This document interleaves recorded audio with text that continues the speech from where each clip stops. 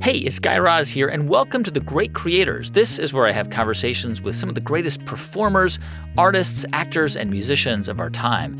And today on the show, Oskar Eustis, the man who put public in public theater. Artistry is not something that some possess and some don't. Artistry is part of every human being. When you allow people of different levels of expertise work together, something magical happens. Oskar Eustis is one of the most accomplished theater directors of our time.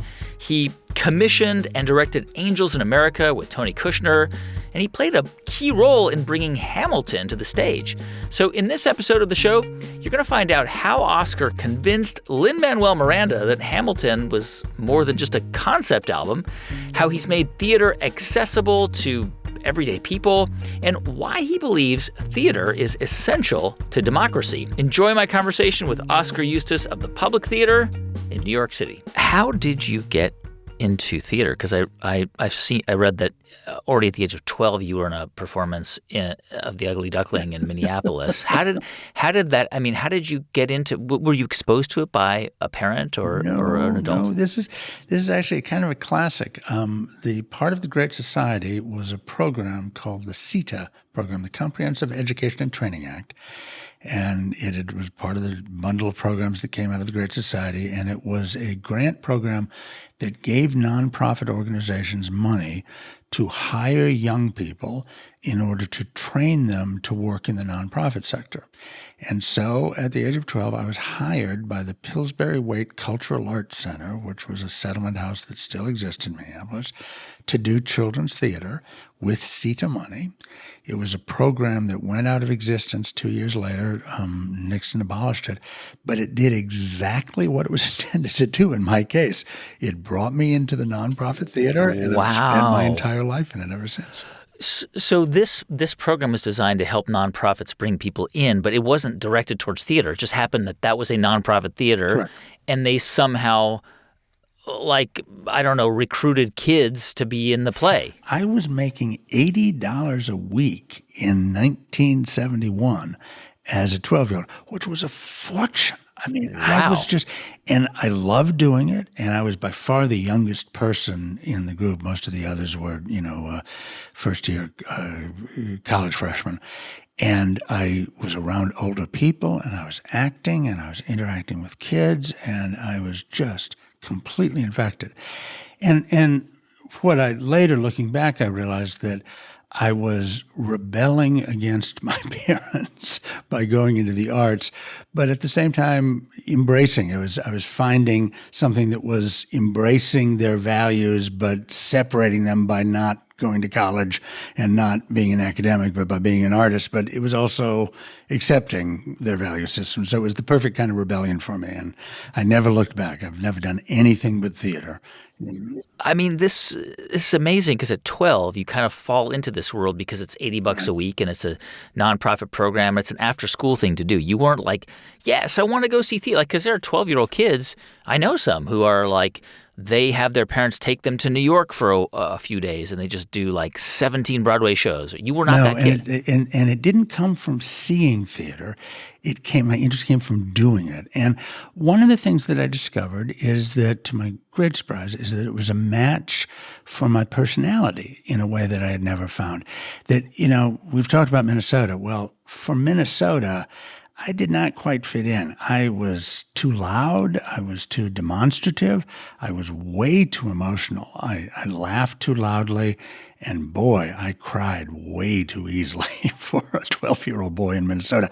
And suddenly in the theater, all of these things that marked me out as kind of an outsider and a weirdo were embraced. The theater loved all those things about me. I felt at home there. I guess at 14, you saw Hair. You went to London. You were taken there by a parent? No, I was hitchhiking around. It's a different era. Like I say. Yeah, 14, hitchhiking. My stepfather was on sabbatical, and we were living in Denmark. He was at the Niels Bohr Institute, and my parents gave me permission to get on a boat and take off to Edinburgh, and then hitchhike around England for a month. And Wow. I was, I can tell you now, I was actually terrified the entire time. And I never let anybody see it. I was fronting. I was pretending to be okay and cool and a grown-up. I was just terrified. And at the end of that trip, I'd been on my own for about a month. And I just was in London. I went through Stratford, and I saw a production of Coriolanus in Stratford that just blew my mind. And then I was in London, and Hair was playing at the Shaftesbury. And I went to see it, and I got up on stage and danced at the end of it, and it was really a remarkable feeling. And Wow. this was all, the theater was casting its spell over me, and I was never going to get away. I mean, you were a 14-year-old doing, I can't imagine sending my... I would never have allowed my kids to do that. My parents were insane. But were you like a bit like tall? Like were you more mature? Did you look older? Sure. I easily looked like I was 17, but still, it's just, I sort of, my parents are dead. I can't ask them, but I just can't imagine exactly what the headset was. But it also didn't feel unusual at the time. It was a little precocious. Yeah.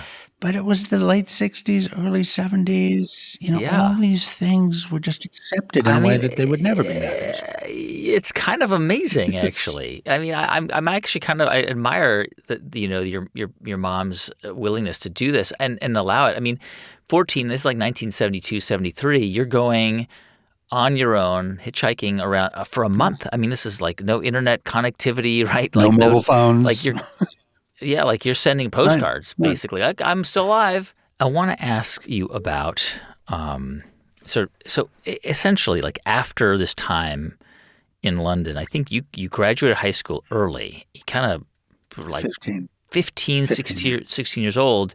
You moved to New York City to basically get into theater. Before I ask you about the details of that time, what was it about theater? I mean, a lot of kids do. I did community theater when I was a kid. Like I was in Oliver Twist and a bunch of plays, but like I'm not an actor, and I like going to the theater, but it didn't draw me in nearly the same way that it drew you in, or some of the actors we've had on the show. Some of the stage actors, for sure. What was it about the theater, about that community? Because you're 15 now, and you're like, I'm done with Minneapolis. I'm going to New York, and I'm going to get into theater. I mean, that's like, if it were my son or daughter, I would be like, you're young. You might change your mind, But of course, that didn't happen. What was it? Well, it's interesting, Guy, because it wasn't about the theater in general. By this point, it was about the downtown experimental theater. And once again, I had some cultural institutions to thank. The Walker Art Center in Minneapolis had a performance series, and they brought in a series of experimental theater companies, the Performance Group, Mabu Mines, the Iowa Theater Lab, Robert Wilson. And over the couple of years before I graduated from high school, I got to know these incredibly interesting experimental downtown theaters, and I fell in love with that work. It was rigorous. It was abstract. It was incredibly pretentious, but in a way that I responded to, the way much modernist, high modernist art could be pretentious. It held itself out as pushing the boundaries of the art form, and often it was. If it was political, it was politically radical. And it was a place that I could go and feel that I was both making theater in the way I valued making theater, but also I was at the cutting edge of something.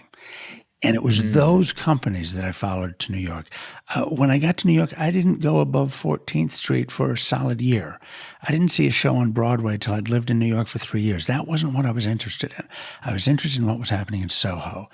And those years in the bohemia below 14th Street and below Houston even, that was what really shaped me in those teenage years.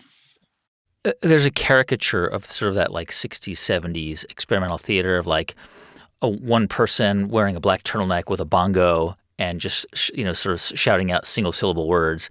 Of course, not exactly how it went down, but was there some of that? Sure. Here's the way I differ from that. The people that I got to know and were influenced by were actually extremely talented, extremely dedicated, idealistic artists.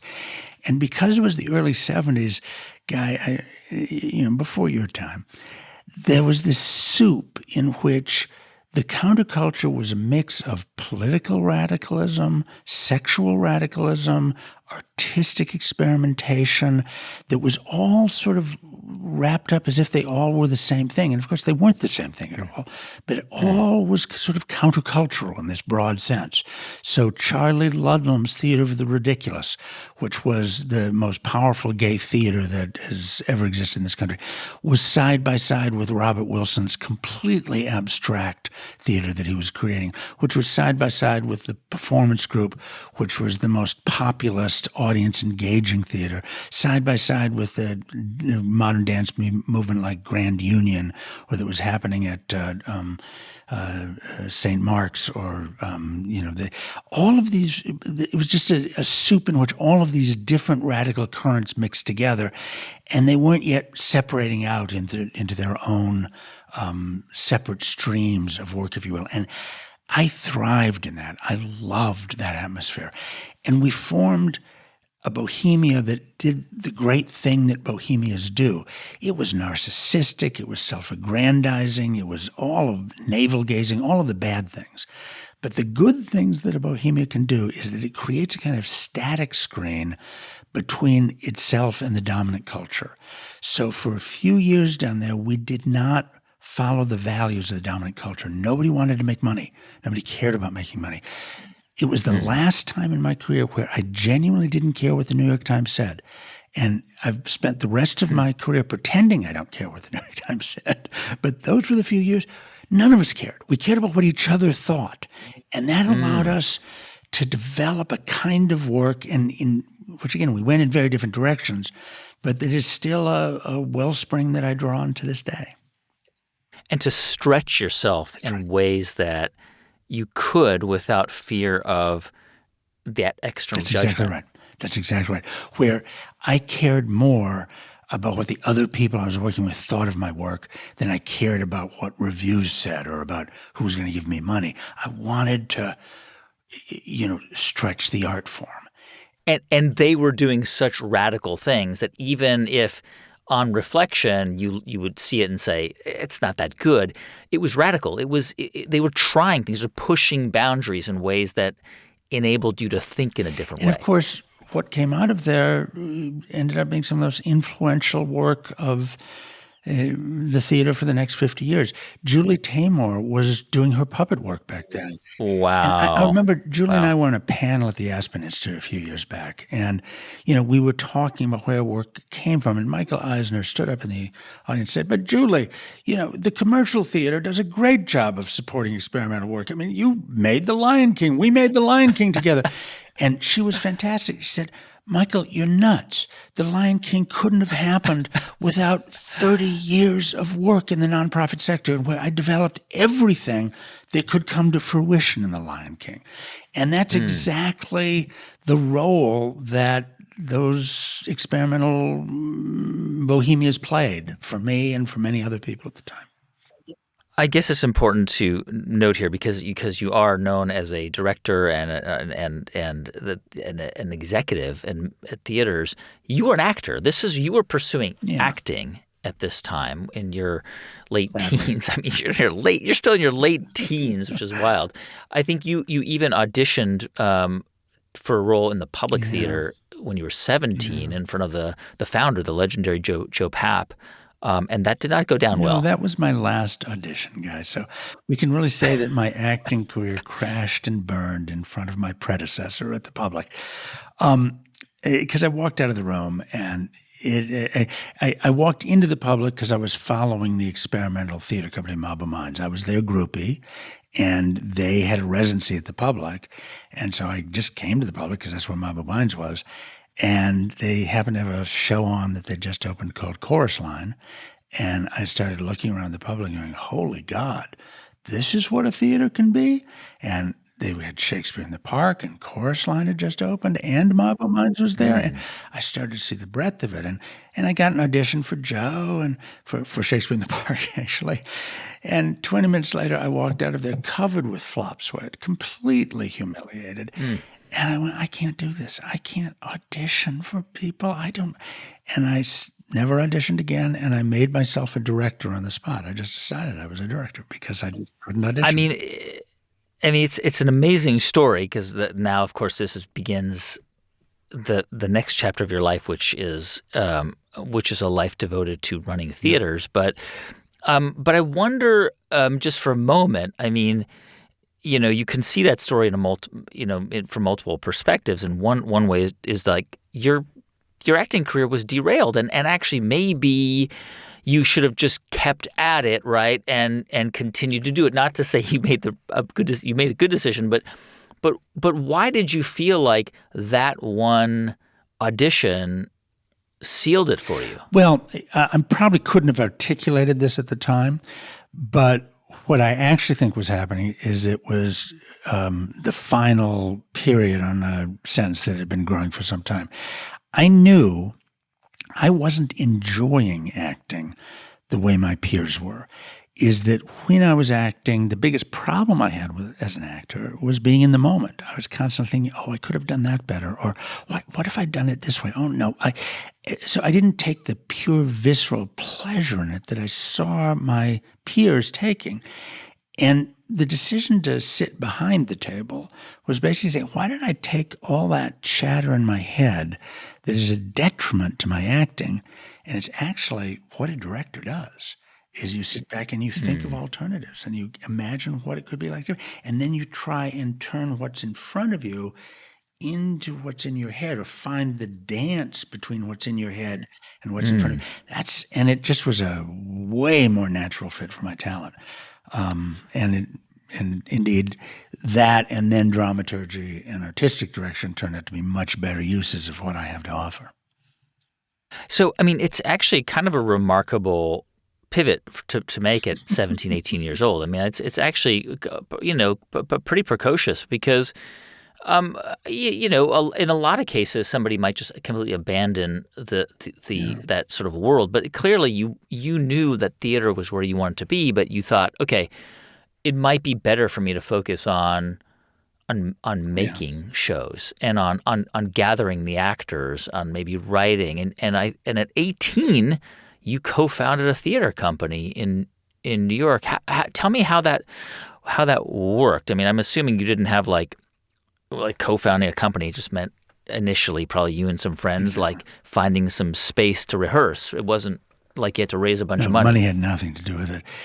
I had become close friends with a young Swiss director who had gotten a 2-year grant from the Swiss government, which the Swiss government did things like this, to come over in New York and study experimental theater.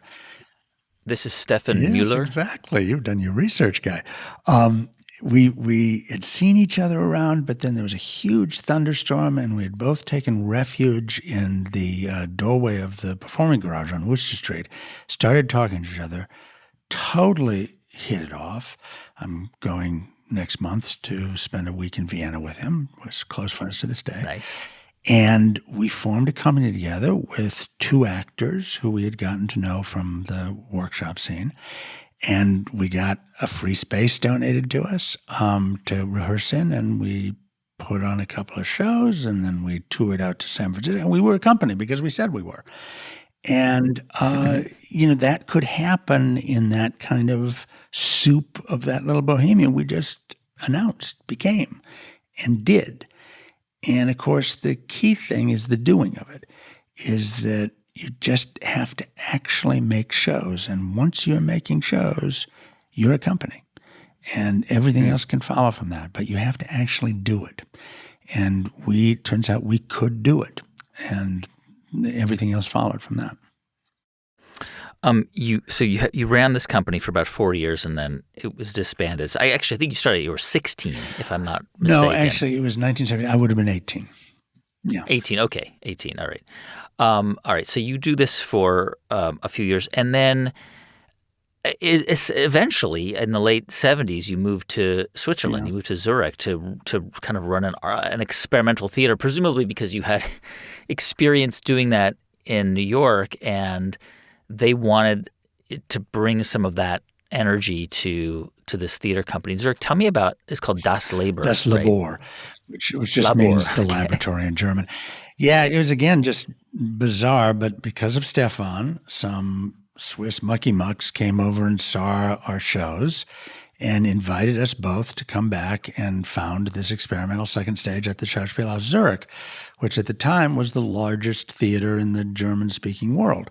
It had 120 actors on full-time, year-round salary, and in a beautiful little place called the Rote Fabrik, the Red Factory, on the other side of the Zurich Sea from the main stage, we founded this little experimental theater, which still exists as part of the Schauspielhaus Zurich.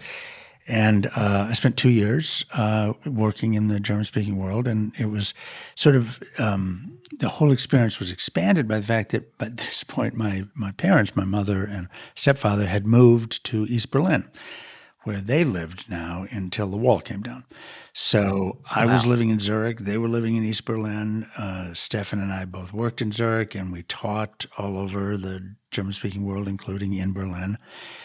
And I had a couple of years of deep immersion in the German-speaking world, which was also a huge influence on me that remained to this day. And did you speak German? I sure did after a while. I didn't when I went there. Because these plays the plays were being performed in German. And again, when you're that young and that desperate, you learn things fast. I'd taken, a German class or two in high school. But you learn fast when you're immersed like that. And to this day, whenever I haul out my rusty German, I get very strange looks from Germans because I learned this in Switzerland by ear, and much of it was from waiters in cafes who are mostly Turkish. So nobody can figure out where my accent comes from. But I'm curious about the kind of work you were doing. These are not my words. These are your words. You called it beautiful, incomprehensible theater. No story. It was associative. It was like if you watched it, you felt incredibly lucky if you understood any of it. Well, look, the truth is I learned an enormous amount during those 2 years. The work that I did, I'm not proud of. And it's because I had sort of started to fall down the avant-garde rat hole. And, I said before that I was scared when I was hitchhiking around England as a young teenager. This was also true when I went to Zurich because, again, I was a cocky 19-year-old when I moved to co-found a theater in Zurich when I didn't speak German. I behaved like I knew what I was doing. I behaved like I was, a star. And I wasn't. I was a scared American teenager who was fronting a lot. And the easiest route for me was to sort of buy into one of the myths of modernism, which is that as an artist, I was creating things that were so complex that you couldn't begin to understand them. And that actually the contract between the audience and the artist is, I will make things that are incomprehensible.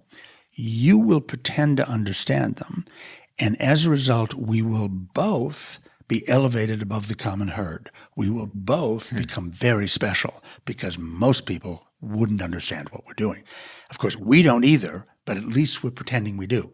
Now, I'm being a little crude, but not entirely. And that's what I was doing in Switzerland. And in this horrible way, I realized at a crucial moment, I was faking it. I didn't know who the Swiss audience was. I didn't have anything to say to them if I did know who they were. There was no real relationship going on between me and that audience other than me trying to scare them into being impressed by me. Now, again, I wasn't thinking this consciously. This was not but there was a moment when I realized that, and it was very melodramatically when Patti Smith's album Easter came out, and I was sitting in some holiday in Switzerland listening to it, and there's a song on there that called Babalog, and she sings, "In heart, I'm an artist. In heart, I'm an American artist, and I have no guilt." And I sat there and I just wept because I just realized I didn't belong there. And that started really the beginning of my adulthood. I moved back to the United States, and I started to get real. My life started for real. Wow. So this was I mean, you were putting on increasingly complex, incomprehensible work because you thought that the more sort of opaque it was and the more impenetrable it was, the more sophisticated it would be perceived to be. I'm sorry to say, Guy, it worked. I was really successful. I'm sure. They got great reviews. I was lauded. There was and it was just, and again, it's just weird to be saying I had this experience at 19 and 20 years old. But it was sort of like I had the experience of going full circle through my decadent cycle before I could legally drink. It was just, but it was hard. It was a real dark night of the soul for me. And I came back to the States. I went back to New York. And it was 1980 when I got back to New York, and it felt like a foreign country. The 80s had begun, and it didn't feel real to me anymore. And so I just, as Raymond Chandler said, they tipped the country on end, and everything with a screw loose fell into San Francisco. And I fell into San Francisco. And that's where you went. Spent the next decade there, and that's where I grew up. That was the city that turned me into an adult. In San Francisco, and then eventually L.A., but San Francisco would be a critical turning point. I mean, Eureka Theater Company, and while you were there, I mean, I think probably the most consequential experience you had there was meeting Tony Kushner and sort of working with him and helping to cultivate him. Yeah. Well, that was certainly the biggest show that probably to this day that I've worked in, the most influential and important show I've ever helped develop. Angels in America. Yeah. It's and that was while I was at the Eureka. But for me, what happened in San Francisco is I finally had to start to put the different pieces of my life together and turn myself into a human being, turn myself into a real person, not a series of roles and reactions and poses. Turn myself into an actual artist with an actual set of skills and craft. I needed to grow up, and San Francisco was the city that allowed me to do that. And really, actually, the seminal project there was the first big show that I commissioned and developed, which was Execution of Justice, about Harvey Milk and George Moscone's murder by Dan White. And I commissioned that from Emily Mann, the playwright. We worked on it for 3 years. And among other things, it made me a citizen of San Francisco. I understood San Francisco in a way that I'd never understood a city before in the course of researching that. And it was probably the only city in the country at that point where I could feel like a citizen. I didn't feel like an outsider. By the time I was done with that, I went, oh, yeah, no, this is a city where somebody like me can feel like an upstanding citizen. I'm not a weirdo outsider. There's people like me can walk into City Hall and talk to supervisors and be considered, okay, a regular citizen. So I really grew up there. And the Eureka was my theater for a decade. I loved all of the members of the company. Tony Taccone, who ran the place with me, I was with last night here in L.A., is still obviously very close. And in 1985, while I was visiting back in New York, I met Mr. Kushner. That was a meeting that, as you say, was hugely consequential for me and to some extent for the American theater, because the Eureka and I commissioned Angels in America the next year, and that turned into the seminal piece that it became. And how did you recognize that this was something worth pursuing. I mean, it of course it became and is today. I guess maybe you could call it a modern canonical play. I It don't is. know. It's just strange but it's become that, and kind of still kind of shocking to me. I wish everybody could have a moment like this in their lives. I think a number of people do. I was in New York. This is still poor. I had no money. Trips to New York were rare. And so the fact that I'd missed a curtain at the Public Theater, I was late for a Len Jenkins show, and there was no late admission. I was just furious because wasting a night in New York and not seeing the theater was awful. And my friend Dave Brisbane, who was with, said, well, there's this NYU student I've been telling you about. I think he's so talented. He's got a reading going on, but then there's an 8:30 curtain of this reading of Tony's uptown. And I was just going, okay, fine. I'll spend an evening going to a reading by an NYU student. That'll be great. So we went up there, I was sitting there with my arms across my chest. And within 15 minutes, I knew my life was changing. Because not only was this writer incredibly talented, and that was just immediately apparent, a great writer, but in a way that I didn't think was possible, he was interested in all the things that I was interested in. I didn't think there was anybody else in the American theater who cared about everything I cared about. As a matter of fact, the first act at that time, it was Bright Room Called Day, which I later directed the first professional production of, but it ended with a singing of the International Communist hymn, the Internationale. And Tony told me later that at intermission backstage, the actors were going, "Who the hell was singing along in the audience?" And that was me. And we met that night, and I just knew that here is a great artist who cares about what I care about. We are going to work together. And we did. As I said, I directed the professional premiere of Bright Room before it was even opened. We applied for a grant from the federal government, from the NEA, for Tony to commission a new play from Tony called Angels in America. We didn't know anything about it except the title was cool. And then we sort of made up a paragraph of, what it was going to be about. And then we got the grant. So then we had to actually, make the play. And it took us 6 years, but by the time we were done, it was, a pretty good play. And when the 25th anniversary rolled around and the National Theater did the 25th anniversary production, and I just wept because it was like that was the moment where it was just clear it had become part of the canon. And to think that this thing that these kids worked on in the basement in San Francisco for 6 years had become that was so moving. I think it premiered at the Mark Taper Forum in 1992, right? Which you co-directed, and you were the associate artistic director there for a few years. And did it have an immediate splash? I mean, did it make an immediate splash? Unbelievably so. As it went along through the 6 years, every time we did a public reading, it was astonishing, the response. It was just clearly growing and growing and growing. The first preview at the Taper, we all were upset at the Taper because we didn't have a second stage. And we knew that what we needed was a 300-seat house because all we had was this 850-seat house, which we knew was too big for this weird play. And, but okay, we have to do it there. But you know what? We'll only do a 3-week run because we know it's not going to be that popular.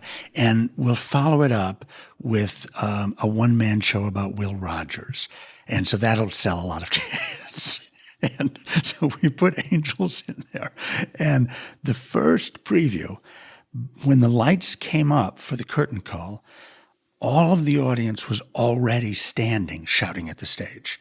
And from that moment, it was just immediate impact was stunning. And, it was meteoric. I mean, as soon as we put it in front of our audience, it was having that kind of response. And I've never seen anything like it. Hamilton came closest to that 20 years later, but it was wonderful. Which you were also part of. And we'll talk about that in a moment. I know that after your time in California at Mark Taper, first at Eureka and then Mark Taper, you went to Rhode Island for a little over 10 years and ran a theater there in Providence and also sort of helped develop the program at Brown. But I want to jump into your time at the Public Theater, which is you've now been there 19 years. 20 almost 20 years. You got there in 2005. This was the theater that prompted you to pivot your career to move away from acting to directing and commissioning theater plays, and you were going to take over for the founder, for Joe Papp. Tell me about that. First of all, about your relationship with him, and just the irony of this full kind of circle moment. Well, that audition was as close as I ever got to Joe. I never had a personal relationship to Joe, but of course I admired him enormously and studied him obsessively. And when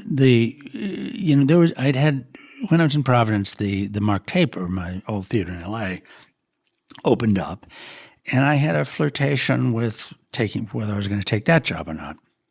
And I finally realized that the main reason I wanted to take that job was that if I ran the Taper successfully for a few years, then I would be the leading candidate to take the Public when it opened up. And I went, that's a lousy reason to take a job, so as a stepping stone to get another job. So I dropped out of that. And then surprisingly, the Public opened up just 2 years later. And it's the only job in my life I ever went after tooth and nail from the moment it opened up. I wanted that job. I was not top of the list. I know, because once I got the job, I could look at the list. And I basically feel like I browbeat the board into giving me the job because I just proved to them that I knew their theater so much better than they did. And I understood it so much better. They had to give me the job.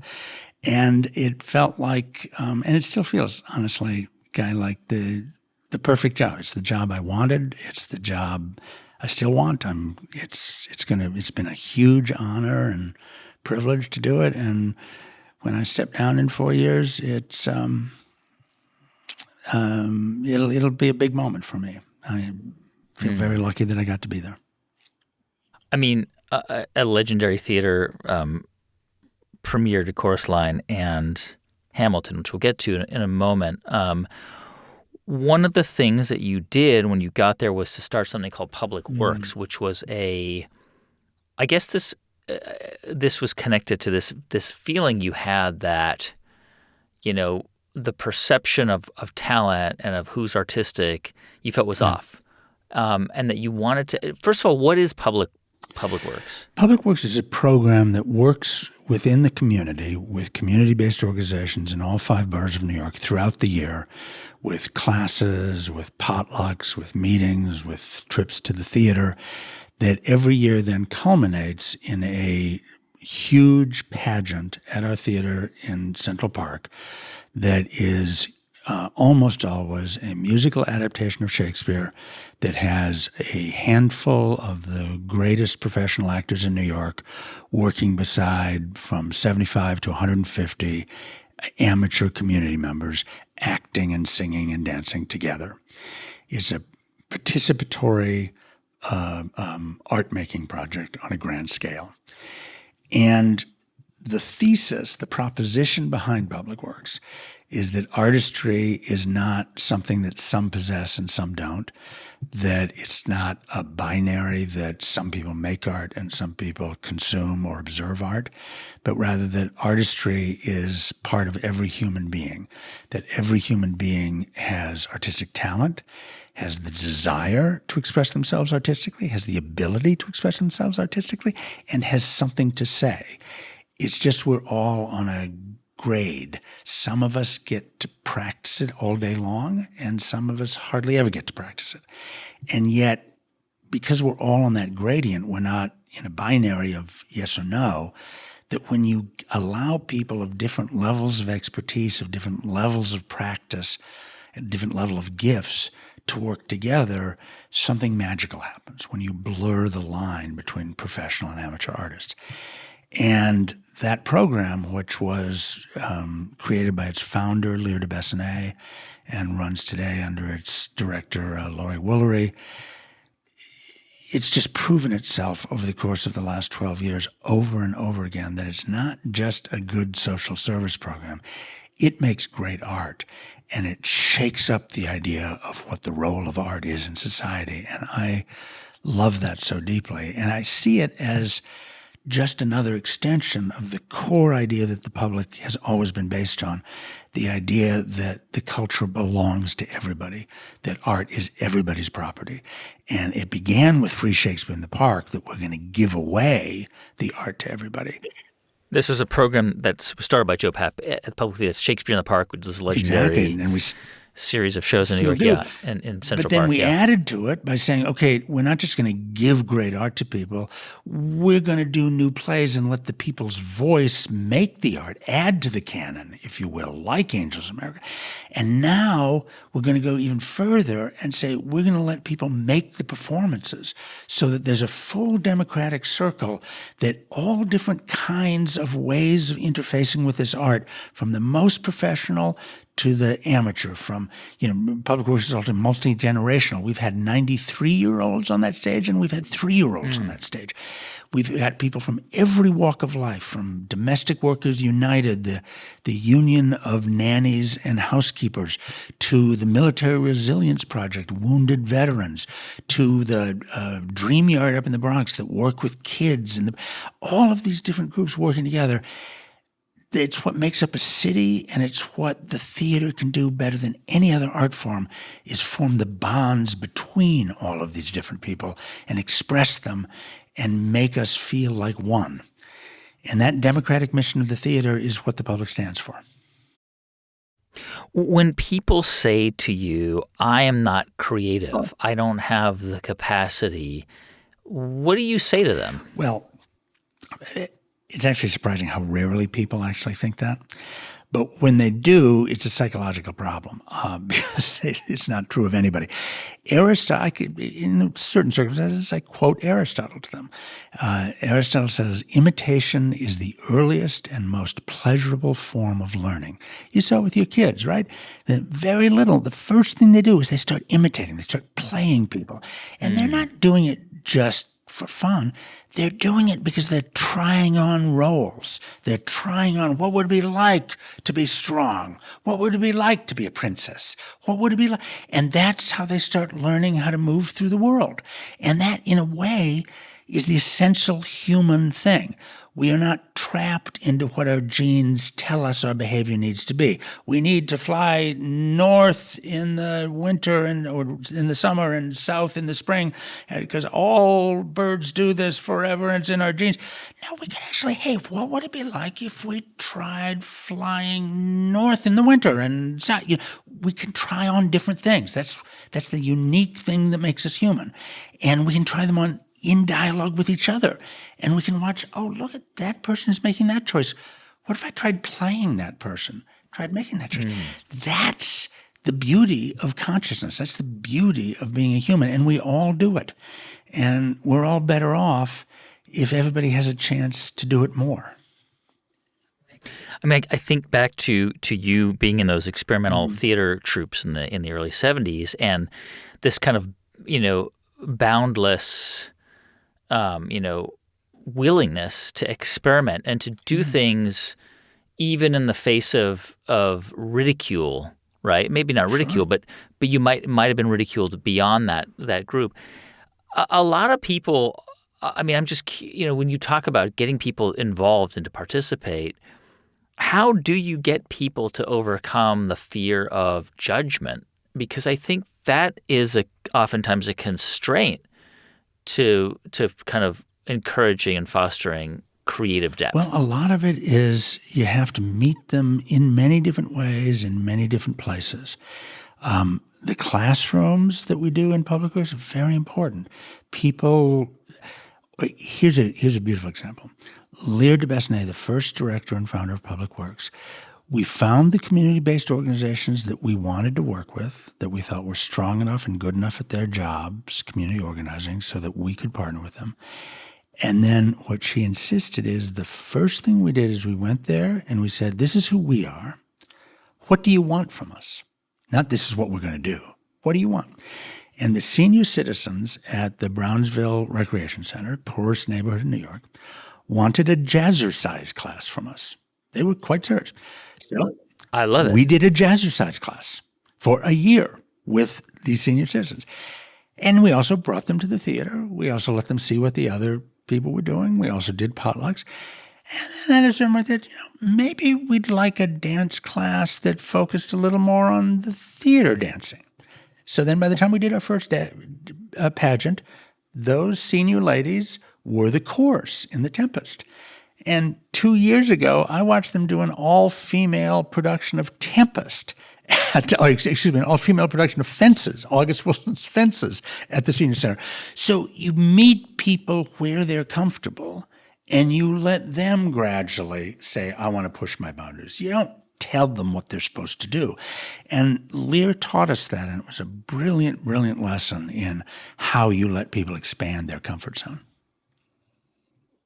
Why? I mean, obviously the public theater is a nonprofit, and it's, as I mentioned, legendary Hair. I forgot to mention Hair premiered there in the 60s.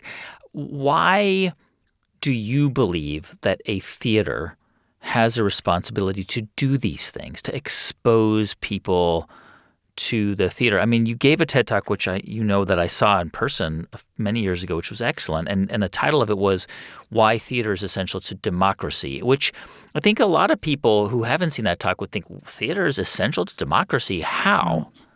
Guy, as my thesis, as I explained in that talk, is that it is not a coincidence that the theater as we know it in the West and democracy as we know it in the West were born in the same city in the same decade, in the last decade of the 6th century BC in Athens.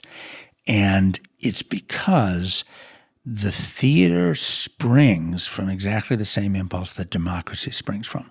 And when I say democracy, I don't mean voting per se. I mean the idea that governance can only come from the consent of the governed, that power flows from below to above, not from above to below. And the theater insists that in order to understand a story, you have to understand it from 2 different points of view, at least, from many different points of view. You have to empathize with different people who see it from different positions. That to actually be engaged in a play, you have to believe that no single person has the truth, because the truth in a play only emerges from the clash of different points of view. And that clash leads to a greater truth. These are things, the practice of empathy, the belief that truth comes from the conflict of different points of view, are things you have to believe if you're going to believe in democracy. And you have to practice those beliefs. You have to practice empathy if democracy is going to work. So whether, which came first is not really the right question. It's that both spring from the same faith, from the same set of values and principles. And it's the thing that we can see horribly receding in our culture right now. The siloing and the divisions we see in our culture stem so much from people getting into silos where they believe they are absolutely correct and the other side has nothing worth saying or listening to. And you can't keep a democracy going on that basis. Even if you keep voting, that's not democracy. Voting is just a form. They vote in Russia. You think that's a democracy? A democracy is a society that knows that people have to listen to opposing points of view and try to understand them.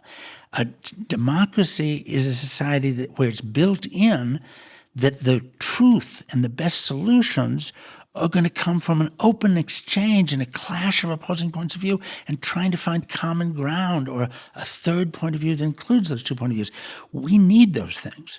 And in the absence of those values being expressed and practiced and believed, we're going to lose our democracy no matter if we say we have elections or not. And where else? I mean, we were talking about a specific play that we're doing right now, The Ally. Where else in our society do you gather together people who don't agree about everything as a price? Everybody in the churches now believes the same thing before they walk into the church. Where do you gather people who don't necessarily agree with each other, watching serious issues being debated where the result is not predetermined, but in a theater? And if we are not reaching everybody, then it's our job to reach out and make sure we're reaching more people with those values, and that we get letting people practice those values. The ally, not to dive too deep into it, is about a professor who's I guess Jewish, and he signs a Black Lives Matters petition. But there's also some stuff about Israel, and the play is essentially kind of a debate over the Israel-Palestine conflict. I wonder whether, and I know that one of the things you've talked about, and you talked about in your TED Talk, is the importance of bringing theater to communities that may not see themselves as theater goers, and I think you had mentioned that something like the people at the time. You said the people who basically voted the way they voted in 2016, they weren't rejecting us. We rejected them. We neglected them. We failed them. That was your argument, and you applied this to theater. That theater in general hasn't made itself accessible to enough communities, like rural communities, people who live in parts of the country where they feel like, I don't know what the messages from Broadway or from the stage doesn't speak to them. Well, part of this is that the theater has been passive in the face of, this great sort that the American economy has gone through in the last 50 years, namely the sort into the blue and the red. And this means that the people who naturally support the nonprofit theater have clustered in blue enclaves across the country, and we have sort of passively followed them there, because that's where it's easiest for us to raise money. That's where it's easiest for us to find audiences, so we've gone there and been derelict in our duty. And so I think people in red enclaves across the country feel about the arts, and the theater as one of the arts, the same way they feel about the educational system, the same way they feel about the economy, that we have turned our back on them, that we don't care about them, that we have only catered to those who are in the cities, who vote Democratic, who you fill in the rest of the blanks. And they're right. That's what we've done. Now, we say we didn't choose to do that. We just followed where our audiences were. But it's not our job to just follow passively along to where people will pay us. It's our job to try and actively intervene in the life of the country and make it better. And one of the ways we need to do that right now is try to make darn sure that we are reaching audiences who think the theater has nothing for them. And we can never do that enough, but we have to strive to.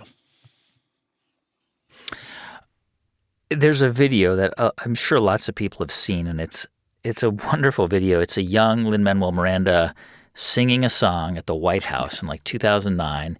He's kind of geeky, and he's singing this song about Alexander Hamilton, and the audience has these puzzled looks on their face like, what is this guy rapping about Hamilton? And, President Obama's smiling and Michelle Obama's smiling, but no one knows this guy. He's an unknown guy rapping about Alexander Hamilton, and the audience is like, this is weird and hokey. Unbeknownst to anybody there, this would become one of the biggest cultural phenomenon in modern history. You saw that video in 2009, and you thought, like you got in touch with Lin-Manuel Miranda pretty soon after. I have to say, and it was out of a great sense of shame, because Lin-Manuel's first show on Broadway, In the Heights, had beaten my first show on Broadway, Passing Strange, for the Tony. And so with the great wisdom for which I'm known, I had completely decided that he was not that special. It's just he beat my show, but he shouldn't have. He's okay. He's interesting. He's not that special. And my friend Jeremy McCarter, a former journalist, kept pulling on my sleeve saying, you're underestimating you. And then this video happened, and Jeremy showed it to me, and I went, oh my God, Jeremy, you're right. I was wrong. This kid is amazing. I then harassed Lin-Manuel for 2.5 years to try to get him to come to the public and do Hamilton. And he kept saying to me, oh, it's a concept album. It's not a show. It's a concept album. And I mean, he was probably doing that primarily to just get me off his back, because I can be pretty persistent. But after a couple of years of working on more songs, it became obvious it was indeed going to be a show. And I feel unbelievably fortunate that at that point he agreed to come to the public and we got to work on it. And, it's unbelievable how good that show is. I mean, it's definitely comparable to Angels, both in terms of its impact, but also in terms of the fact that, like Tony, Lin had hit upon something that was so big, and it ended up the reach it had was, and still is, unbelievable. And the impact it had, like with Angels, was immediate, and even not just immediate in terms of audiences seeing it and liking it from the beginning, immediate, like in the first 30 seconds of the show, audiences were totally gripped by it. And I just, I'm so proud that I got to work on that show for as long as I did, and we got to premiere it, and so lucky to have had the seat that I had for, and still have, for watching Hamilton's impact on the world. It's a work of genius. How, and this was premiered at the Public Theater in 2015. Tell me about, obviously he was writing and rewriting. And were you checking in with him every couple of weeks? Like, how did that work? Yeah, constantly. I mean, the way we do it with theater, in particular with musicals, is just incessant readings and workshops. We probably had a dozen different readings and workshops over the course of the time, and then we'd read pages in between. It was just it was a 6-year process because I started harassing him in 2009. He brought it to the theater probably 2011. And we opened in 2015. And during that 4 years that we were actively working on it, I'm sure 2 months never went by without us going over papers, and sometimes it would be every day. And, it was just talking. It was just incessant talking and listening and talking and trying things, cutting songs, putting other things in. And, he was, if we were in ancient Greece, we would have talked about that he was being touched by the gods. He had some kind of prophetic voice going on, that the material he was producing was so good, the insights were so strong, the songs were so amazing. We cut a dozen great songs from that show. Wow. He used to say, with his typical sort of modesty, he felt like a mosquito who hit a vein on an elephant because it was just pouring out of him. Still very tough decisions, very thorny problems. He didn't get his last, or rather Hamilton's last big soliloquy written until maybe 3 weeks before the first audience. It was very hard for him to find that. And, we were having big fights about what should be in it, what he had to say in that last thing. And what he finally came up with was better than anything I could have imagined. I mean, it was wonderful. And I used to say to audiences during previews, this is a really great thing. And they'd come out and they'd say, oh, it's better than you said.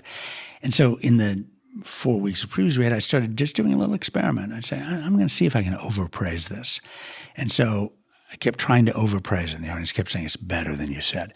So in the last week of previews, I was saying to the audience, all right, Lin-Manuel's achievement is directly comparable to Shakespeare, and this is possibly the greatest American musical ever written. Then they'd go see it, and they'd come out afterwards, and they'd say, oh, it was better than you said. It was silly. And it was true for every. The nightmare I had was in the first few weeks of the run, Dick Cheney had his name on the waiting list, Dick and Lin Cheney. And I knew this because I was running the theater, so I had the waiting list in front of me, and their names came to the top of the waiting list. And I had this sort of difficult moment because I was the only one who knew their names were at the top of the waiting list. It wasn't a public document. And, I didn't like Dick Cheney, and I could have just put them at the bottom. That felt wrong. So, they got tickets and they went to see it. And the next day they said to the press, Dick and Lin, that was wonderful, that they loved the show. And I had a meltdown. And I just thought, we're doing something terribly wrong if Dick Cheney likes it.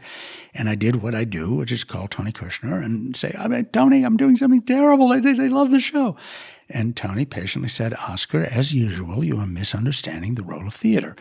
Dick and Lin Cheney loved it because their experience was more progressive than their ideology. Their hearts are further evolved than their brains. But now you've set up a cognitive dissonance within them, and eventually their brains will catch up. That's how art affects people. And I think he's right. I don't know about Dick and Lynn Chaney personally, but I think he's right that that's what happened to countless people watching Hamilton. And I know it's what happened to countless people watching Angels, that their minds were changed, not immediately, but their hearts had been changed. And eventually their minds caught up with them, which is why it's really different being gay in the United States right now than it was 20 years ago. Yeah, I mean, you made this point about Hamilton, that it was like Shakespeare in that he uses the vernacular. Like this is what Shakespeare did. I mean, he was, when people see Shakespeare now, for some people it's hard to understand, or it's complex, but at the time that was street language. But just like Lin-Manuel, he takes the street language and he puts it into verse, which elevates and ennobles the language. And it turns out that hip-hop is an extraordinary vehicle for conveying information. You can convey an enormous amount of information in verse that you can't do in prose. Audiences can't absorb it. But I'd known that about Shakespeare. I didn't realize that about hip-hop. So that actually there's just more ideas, more language, more story in Hamilton than in 5 ordinary musicals. But the audience can follow it because it's rhymed, because it's in rhythm. And just realizing that it can be that intellectually dense an experience, but an audience can take it in, is thrilling. Tell me, I mean, as you're now, I mean, what an incredible run you've had at the Public Theater. And earlier you mentioned that you've got a few years left before you retire, you step down. What do you want? I mean, it's kind of